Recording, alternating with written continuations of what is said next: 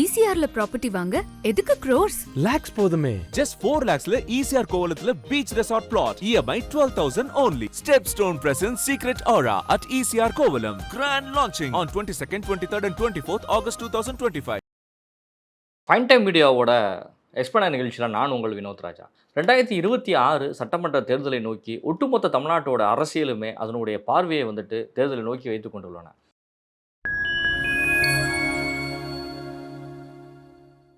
தற்போது இருக்கக்கூடிய சூழ்நிலையில் பார்த்தோம்னா திமுக ஒரு கூட்டணி, அதிமுக ஒரு கூட்டணி, விஜய் தனியாக நிற்கிறாரு, சீமான் தனியாக நிற்கிறாரு.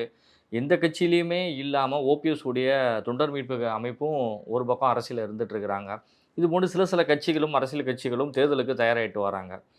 இப்போ இருக்கக்கூடிய ஒரு கரண்ட் சுச்சுவேஷன் பார்த்தோம்னா திராவிட முன்னேற்ற கழகத்தோட கூட்டணியில் வந்து விசிகா இருக்கிறாங்க, சிபிஐ இருக்காங்க, சிபிஎம் இருக்காங்க, இடதுசாரி கட்சிகள் எல்லாமே இருக்கிறாங்கிறத தாண்டி வந்து மதிமுகவும் இருக்கிறாங்க.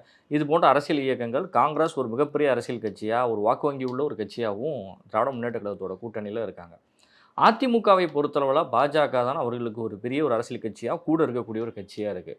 பாட்டாளி மக்கள் கட்சியினுடைய ஒரு பிரிவு வந்து அதிமுகவை ஆதரிக்கிறது, இன்னொரு பிரிவு அதை வேணாங்கிற முடிவில் ராமதாஸும் அன்புமணியும் வந்துட்டு ரெண்டு பேருமே ஒரு ஸ்டாண்டில் வந்துட்டு இன்னும் உறுதியாக இல்லாமல் இருந்துகிட்ருக்கிறாங்க. தேசிய முற்போக்கு திராவிடர் கழகம் யாருக்கு ஆதரவுங்கிறது இதுவரைக்கும் அரசியலில் தெரியாமையே இருக்குது. ஆனால் விஜய் தனித்து ஆட்சி அமைப்போம் அப்படிங்கிற ஒரு விஷயத்தை வந்து இன்றைக்கு வரைக்கும் ரொம்ப ஸ்ட்ராங்காகவே வந்துட்டு பதிவு பண்ணாமல் தான் இருக்கார். விஜயினுடைய வாக்கு வங்கி எந்த அளவுக்கு தமிழ்நாட்டினுடைய அரசியலில் வரக்கூடிய சட்டமன்ற தேர்தலில் வந்துட்டு ஒரு இம்பேக்டை கிரியேட் பண்ண போகுது அப்படிங்கிறதான் ஒரு எதிர்பார்ப்பை வந்து நம்ம எல்லாருக்குமே வந்துட்டு கொடுத்துட்ருக்குது. விஜயால் என்ன பண்ண முடியும்? 2006 வந்து விஜயகாந்த் வந்து தன்னுடைய கட்சியை தேசிய முற்போக்கு திராவிடர் கழகத்தை தொடங்கும் பொழுது விஜயகாந்திற்கும் பாமகவுக்கும் ஏற்பட்ட பிரச்சனை நம்ம எல்லாருக்குமே தெரிஞ்ச ஒரு விஷயம்தான். விஜயகாந்த் அன்றைக்கி இண்டஸ்ட்ரியில் ஒரு பீக்கான நடிகர் அப்படிங்கிறத விட வந்து விஜயகாந்தோடைய நடிகர் சங்க தலைவராக இருந்ததும், விஜயகாந்த் தமிழ்நாட்டிற்கு செஞ்சுட்டு இருந்தது, மக்களுக்கு பண்ணிட்டு இருந்த விஷயங்கள்லாம் விஜயகாந்தை தமிழ்நாட்டோட அரசியலை வந்துட்டு உன்னிப்பாக கவனிக்க வச்சது.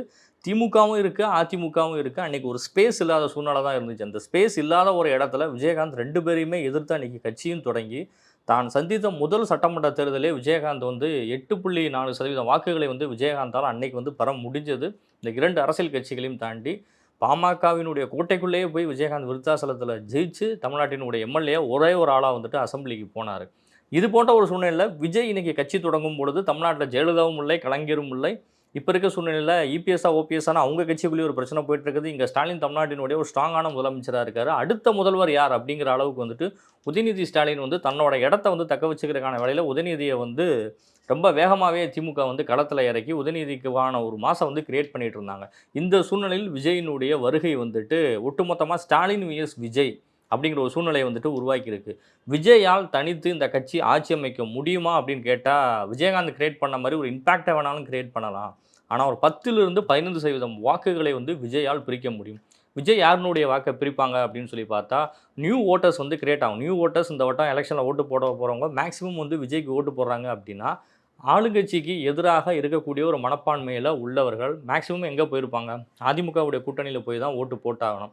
ஆனால் அதற்கான சூழல் வந்து அங்கே நிலவலை. ஏன்னா இந்த விஜய் வந்து இதனுடைய ஓட்டையும் வந்து பிரிக்கிறாரு. இன்னொரு பக்கம் வந்துட்டு சிறுபான்மை சமூக மக்களினுடைய வாக்கு வங்கியை வந்து யார் பிரிப்பாங்கிற கேள்வி எல்லாருக்குமே இருந்துச்சு. திமுக வந்துட்டு ஏறத்தாழ 90% சிறுபான்மை மக்களினுடைய ஓட் பேங்கை தன்வசம் வந்து திமுக வச்சிருக்குங்கிறது எல்லாமே தெரிஞ்ச ஒரு விஷயம் தான். ஆனால் விஜயோட வருகைக்கு பின்னால் அந்த ஓட் பேங்க் வந்து எத்தனை % விஜய்க்கு போகும் அப்படின்னு சொல்லி பார்த்தா அந்த கால்குலேஷன் படி பார்த்தாலும் குறிப்பிட்ட சதவீத வாக்கு வங்கியை வந்துட்டு விஜய் அந்த இடத்துல பெறுவார். இதை தாண்டி விஜயினுடைய ரசிகர்கள், மக்கள், விஜய் விரும்பினவர்கள் அப்படின்னு சொல்லி ஓட் பேங்க்லாம் சொல்லி பார்த்தாலுமே ஒரு 10 to 15 விஜய் வந்து பிரிப்பாருங்கிறது வந்து ரொம்ப தெளிவாகவே தெரியுது. இது யாருக்கு பெரிய பாதிப்பை ஏற்படுத்தும்னு பார்த்தா திமுகவுக்கும் ஏற்படுத்தலாம், அதிமுகவுக்குமே ஏற்படுத்தலாம். ஒரு கட்சி மட்டும் இதில் முழுமையாக பாதிக்கப்படும் அப்படின்னு சொல்ல முடியாது. ஏற்கனவே கடந்த சட்டமன்ற தேர்தலில் நம்ம பார்த்தோம்னாலே 2000 ஓட்டு, 3000 ஓட்டு, 4000 ஓட்டில் தான் வந்துட்டு திமுகவுக்கும் ஏடிஎம்கே அலையன்ஸுக்கும் ஒரு மார்ஜின் இருந்துச்சு.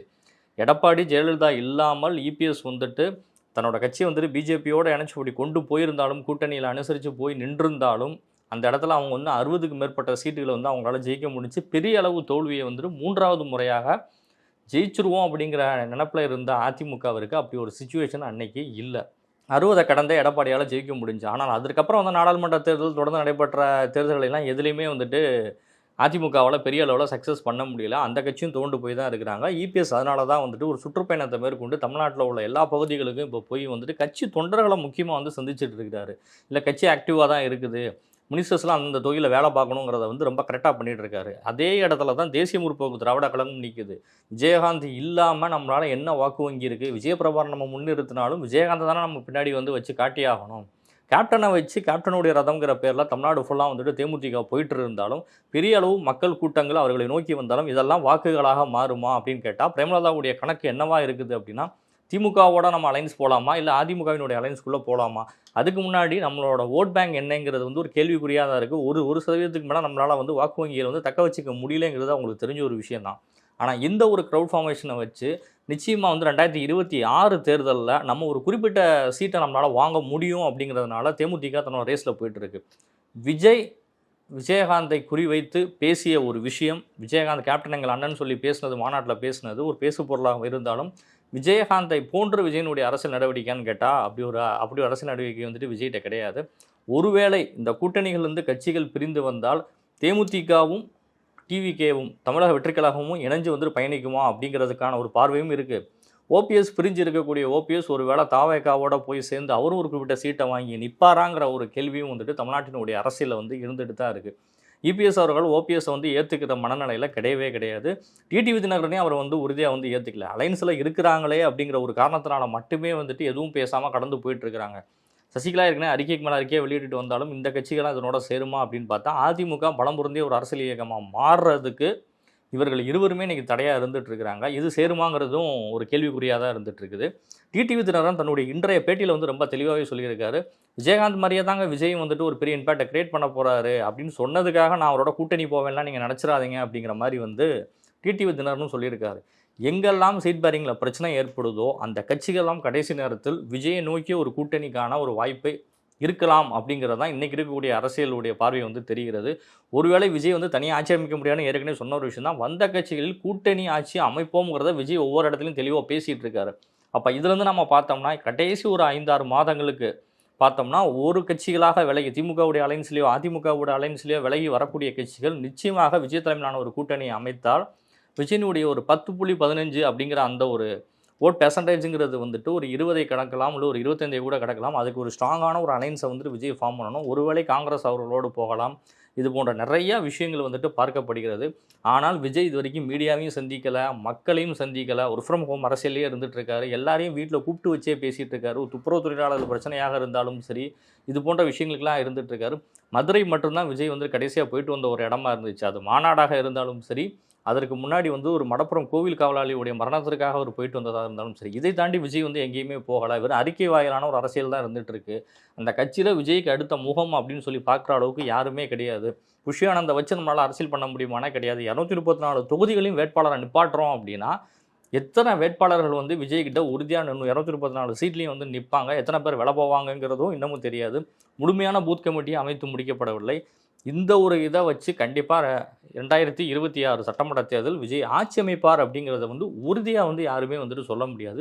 வாக்கு வங்கியிலே விஜய் பிரிப்பதற்கான வாய்ப்புகள் அதிகம் இருக்குது. அது யார் அவங்களோட சேர போகிறாங்கங்கிறத இனி வரக்கூடிய எக்ஸ்பிளைன் நிகழ்ச்சியில் பார்க்கலாம். நான் உங்கள் வினோத் ராஜா. நன்றி.